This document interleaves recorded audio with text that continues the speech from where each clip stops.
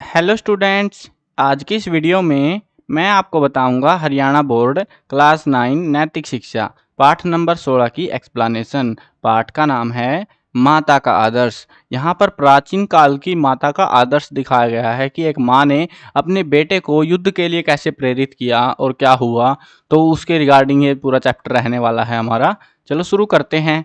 मैं हूँ अजय और आप देख रहे हैं CCL क्लास। लेकिन वीडियो शुरू करने से पहले आपको बता दूं, अगर आपको क्लास 9 नैतिक शिक्षा के किसी भी चैप्टर की explanation, textual question answer, important question देखने हैं तो डिस्क्रिप्शन में प्लेलिस्ट का लिंक है, वहां से देख सकते हो। और अगर आपको ये सारी चीज़ें लिखी हुई चाहिए, हरियाणा बोर्ड के प्रीवियस ईयर क्वेश्चन पेपर की PDF चाहिए, या फिर जो है आपको इंपॉर्टेंट क्वेश्चन बाकी सब्जेक्ट के भी चाहिए लिखे हुए, तो आपको जो है वेबसाइट बता देता हूँ, cclchapter.com।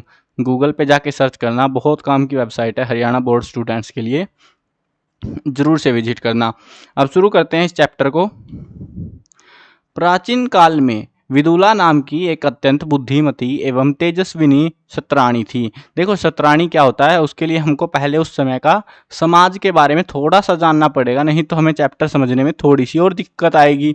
देखो उस समय यानी प्राचीन काल की हम बात कर रहे हैं, भारत में जो है ना, लोगों को 4 हिस्सों में बांट रखा था। 4 वर्ग थे बेसिकली।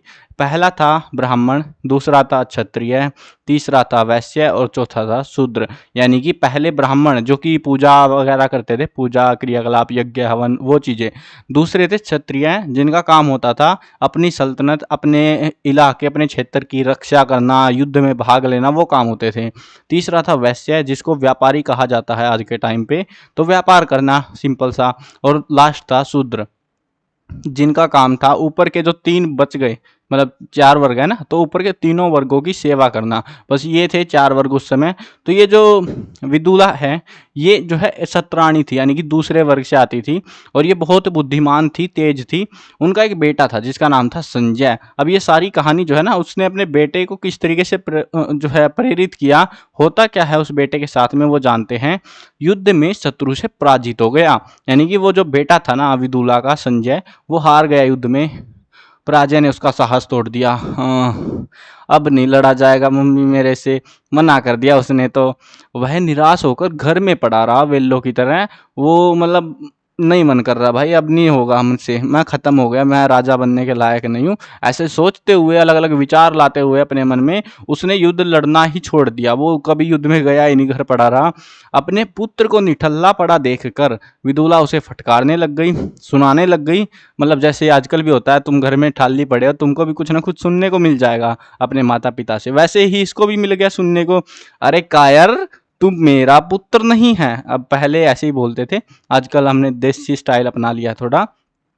अरे कायर, तू मेरा पुत्र नहीं है, तू कुल कलंकी। कुल कलंकी होता है, कुल जो वंश है ना उनका, उस पर कलंक लगाने वाला, वीरों के द्वारा प्रशंसित इस कुल में क्यों उत्पन्न हो गया। यानी कि जो इस कुल में जो है ना, बहुत बड़े खतरनाक योद्धा रहे होंगे पहले के टाइम में, तो तू जिसके बस का कुछ है ही नहीं, तू इस कुल में क्यों पैदा हो गया। तू डरपोकों की भांति पड़ा हुआ है। यदि तेरी भुजाओं में, भुजाएं होती है बाजुओं में, तो यदि तेरी भुजाओं में शक्ति है, ताकत है, तो उठा शस्त्र और विनाश कर दे शत्रु का। मतलब यही होता है, शत्रुओं का काम क्या है, दुश्मनों को विनाश करना। कायर लोग थोड़े में संतुष्ट हो जाते हैं, परंतु तू तो क्षत्रिय है, तेरा थोड़े में काम नहीं चलने वाला। महत्ता प्राप्त करने के लिए ही मैंने तुझे जन्म दिया है। उठ, युद्ध के लिए प्रस्तुत हो जा।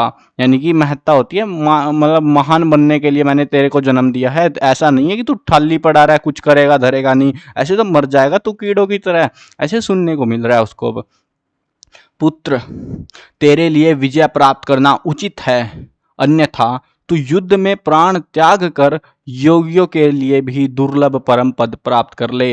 यानी कि अब माँ सीधा सीधा बेटे को कह रही है, जा बेटा लड़ाई में, मर गया मर गया, जीत के आया तो जीत के आया, लेकिन वापिस हार के नहीं आना।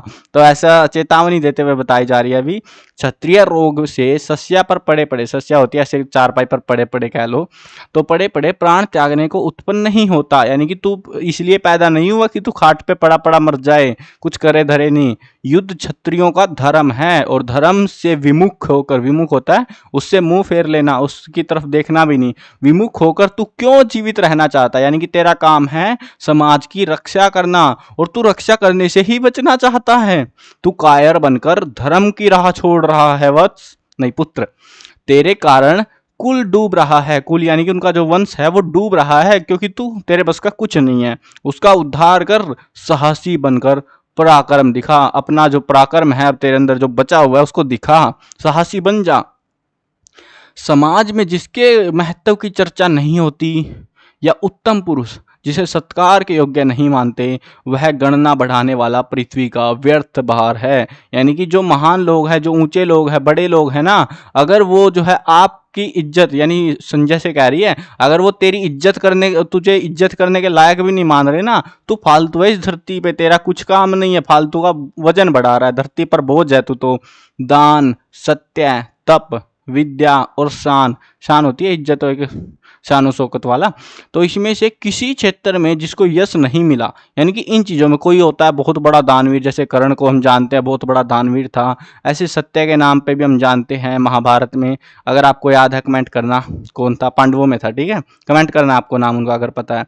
तप, विद्या, शान, और ऐसे ही जो है इन चीज़ों में से किसी में भी अगर कोई महान नहीं बनाना, तो उसको दुनिया नहीं जानती। वह तो मिट्टी के लोंदे के समान है, यानी कि जैसे मिट्टी के कण कण ऐसे पड़े रहते हैं ना फालतू में, वही है फिर वो बंदा, अगर उसके बस का कुछ नहीं है, उसको कोई किसी भी रूप में नहीं जानता। पुरुष वही है जो शास्त्रों के अध्ययन, शस्त्रों के प्रयोग, तप और ज्ञान में श्रेष्ठता प्राप्त करे। किसी भी चीज में कर ले, बस श्रेष्ठ होना चाहिए। कायरों और मूर्खों के समान भीख मांग कर जीविका चलाना तेरे योग्य कार्य नहीं है, क्योंकि तू क्षत्रिय है। तू ऐसे काम मत कर कायरों जैसे, और भीख मांग करते उन्हें अपनी जिंदगी नहीं चलानी।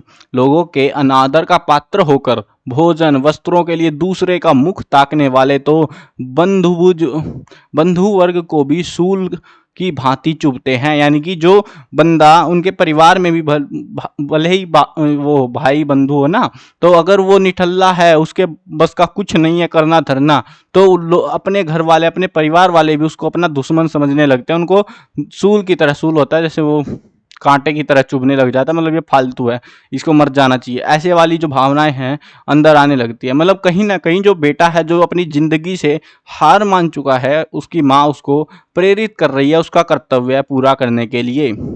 हाय, ऐसा लगता है हमें राज्य से निर्वासित होकर कंगाल दशा में ही मरना पड़ेगा। तू तो कुछ करने वाला है नहीं, हम तो बनेंगे भिखारी बन के। तू कुल का कलंकी है, तूने इस कुल का नाश कर रखा है, अपने कुल के अयोग्य काम करने वाला है। तुझे जो कुल का काम था, काम क्या था, लड़ना, वो भी तेरे से नहीं हो पा रहा।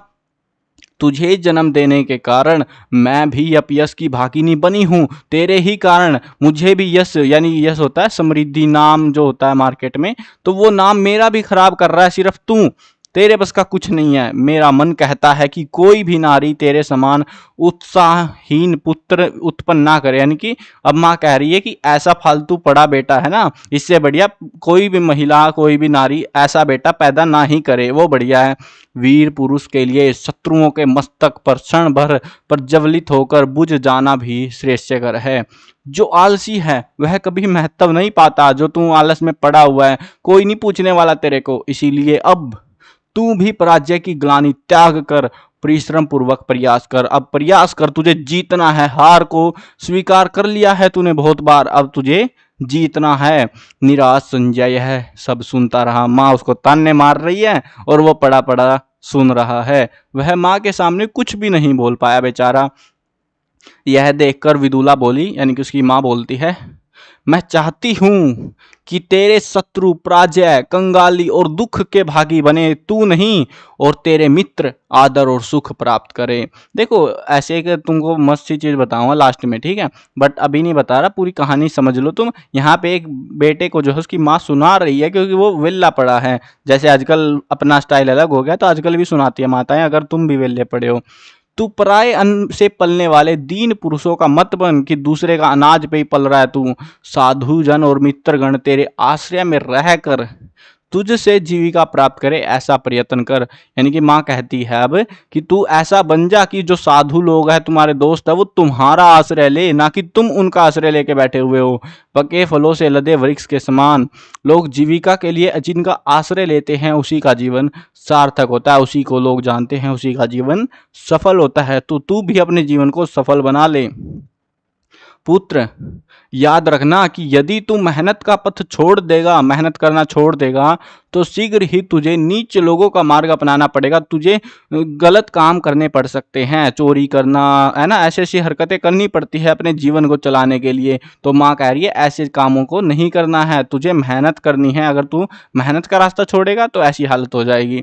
तेरे शत्रु इस समय प्रबल हैं, किंतु तुझ में उत्साह हो और तू मेहनत कर तो उनके शत्रु तुझसे आ मिलेंगे। अगर तू उन दुश्मनों को, दुश्मन का दुश्मन दोस्त होता है ना, वैसे ही अगर तुम्हारे अंदर जिगरा है उसको मार देने का, उस राजा को, दूसरे राजाओं को, तो दूसरे जो उसके दुश्मन है वो तुम्हारे साथ आकर मिल जाएंगे। लेकिन अगर तेरे अंदर दम ही नहीं है तो तुझे कोई पूछने वाला नहीं है। तेरे हितैषी भी तेरे पास इकट्ठे होने लगेंगे, हर कोई जो तुझे चाहता है वो तेरे पास आ जाएगा। बंद पड़े सब रास्ते अपने आप खुल जाएंगे। तेरा नाम संजय है, संजय, किंतु जय पाने का कोई लक्षण तुझ में नहीं दिख पड़ता। नाम तो संजय है और संज को काट दो, जय जो बच गया वो लक्षण तेरे में है ही नहीं। तू अपने नाम को सार्थक कर ले, कम से कम और नाम की तो इज्जत रख ले। पुत्र, ध्यान रखो, हार हो या जीत हो, राज्य मिले ना मिले, दोनों को समान समझकर तू दृढ़ संकल्प करके युद्ध कर। बस तेरा काम है युद्ध करना, वो तू कर। जय पराजय तो काल के प्रभाव से सबको प्राप्त होती है। हर किसी को हारना भी पड़ता है, हर किसी की एक टाइम में जीत भी होती है, किंतु उत्तम पुरुष वही होता है जो कभी निराश नहीं होता। संजय, मैं श्रेष्ठ कुल की कन्या हूँ, श्रेष्ठ कुल की पुत्रवधू हूँ और श्रेष्ठ कुल की पत्नी हूँ। यदि मैं तुझे गौरव बढ़ाने योग्य उत्तम कार्य करते नहीं देखूंगी तो मुझे शांति कैसे मिलेगी। यानी कि वो एक ऊंचा कुल है, उसकी इज्जत है, हर चीज में वो ऊंचा लेवल है उनका, लेकिन उसके बाद उसका जो बेटा है वो बड़ा नालायक है। तो वो कह रही है कि अब मुझे शांति कैसे मिलेगी जब तू कुछ करेगा ही नहीं। कायर की माता कहलाने की अपेक्षा तो मेरा मर जाना ही बढ़िया है। मैं तो मर जाऊंगी लेकिन मैं कायर की माँ कहलाना पसंद नहीं करूंगी। यदि तू जीवित रहना चाहता है तो शत्रु को पराजित करने का प्रयत्न कर, नहीं तो लुढ़क जा वहीं पे। अन्यथा सदा के लिए प्राश्रित दीन रहने की अपेक्षा तेरा मर जाना बेहतर है। मर जा जाके वहीं पे दुश्मनों के पास में, लेकिन ऐसे पड़ा मत रह तू। माता के इस प्रकार ललकार भरने पर संजय ने कहा, संजय के मुंह में चलो कम से कम 2 शब्द आ गए कम से कम। माता, तू करुणाहीन और पत्थर दिल वाली है, तुझे अपने बेटे की कुछ नहीं पड़ी। मैं तेरा एकमात्र बेटा हूं। यदि मैं युद्ध में मर गया तो तू राज्य और धन लेकर कौन सा सुख पालेगी और मुझे युद्ध भूमि में भेजना चाहती है तू। मैं अकेला बेटा हूं तेरा, तो मुझे ही मरवाना चाहती है। विदुला ने कहा, बेटा, मनुष्य को धर्म और अर्थ के लिए प्रयत्न करना चाहिए। मैं उसी धर्म और अर्थ की सिद्धि के लिए तुझे युद्ध में भेज रही हूँ, ताकि तेरा नाम हो सके। यदि तू शत्रु द्वारा मारा गया तो यश प्राप्त करेगा कि इस दुश्मन ने इसको हरा दिया था, मुक्त हो जाएगा। और यदि विजयी हुआ तो संसार में सुखपूर्वक राज करेगा और लोग तेरी जो है प्रशंसा करेंगे। गीता में भगवान श्री कृष्ण ने भी अर्जुन को यही सीख दी थी। हतो वा प्राप्स्यसि स्वर्गम जित्वा वा भोक्ष्यसे महिम। यानी कि तू युद्ध में मारा जाकर या तो स्वर्ग को प्राप्त होगा या युद्ध में जीतकर पृथ्वी का राज्य भोगेगा। यानी कि या तो पृथ्वी पर मालिक बनेगा किसी चीज का, या फिर तू स्वर्ग को पहुंच जाएगा, स्वर्ग में पहुंच जाएगा। लेकिन तुझे हार नहीं माननी। कर्तव्य से विमुख होने पर समाज में तेरा अपमान होगा कि ये था वो क्षत्रिय जो लड़ने से भाग गया। मैं मोहवश तुझे इस अनिष्ट से ना रोकूं तो वह मातृ स्नेह का अपमान होगा। अगर मैं तुझे ऐसा करने से नहीं रोक पा रही हूं तो ये मेरे प्यार का अपमान है। तू कर्म पथ छोड़कर लोक में अपमान सहे और मरने पर कर्तव्य भ्रष्ट हो लोगों की अधम गति पाए ऐसे मार्ग पर मैं तुझे नहीं जाने दूंगी। यानी कि एक वो होता है ना कि बेइज्जती वाला, कि हाँ ये इसके बस का कुछ नहीं था, खत्म बंदा, चलो निपटारा होगा। तो ऐसी बेइज्जती वाले जिंदे जी भी और मरने के बाद भी ऐसा जो रास्ता है मैं तुझे उस पर कभी जाने नहीं दूंगी। इसीलिए सज्जनों द्वारा निंदित कायरता के मार्ग को तू छोड़ दे, भागने की सोचना भूल जा, कायर मत बन। जो माता सदाचारी परिश्रमी विनीत पुत्र का स्नेह प्रकट करे, उसी का स्नेह सच्चा है। यानी कि माँ को अपना जो स्नेह है, प्यार है, वो सच्चा प्यार उसको दिखाना चाहिए, उसको सदाचार सिखाना चाहिए, उसको मेहनती बनाना चाहिए। श्रम, विनय तथा सदाचार से रहित पुत्र का स्नेह करना व्यर्थ है। वो बच्चा जो ना तो मेहनत करना चाहता है, ना ही अच्छा बच्चा है, यानी कि सदाचार नहीं है उसके अंदर, ना ही प्यार से बात कर सकता है, कुछ नहीं कर सकता, तो फालतू है वो, उससे प्यार दिखाना व्यर्थ है। शत्रु को विजय करने या युद्ध में प्राण देने के लिए क्षत्रिय उत्पन्न हुआ है। तू अपने जन्म को सार्थक कर पुत्र। अब देखो माँ भड़क चुके हैं भाई, दंगे होने वाले हैं यहाँ पे, देखते हैं क्या होगा। खत्म ही हो गया यार ये तो पाठ, मजा आ रहा था पढ़ाते पढ़ाते। माता के इस प्रकार वचन सुनकर संजय का सोया हुआ सूर्य जागृत हो गया।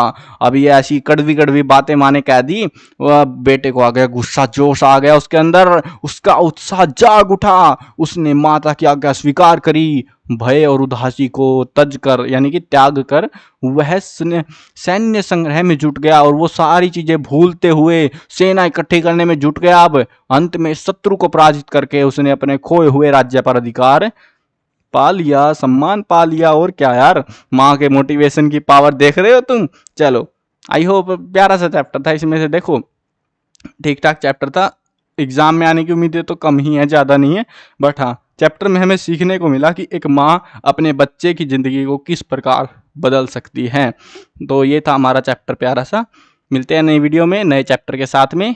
Bye bye.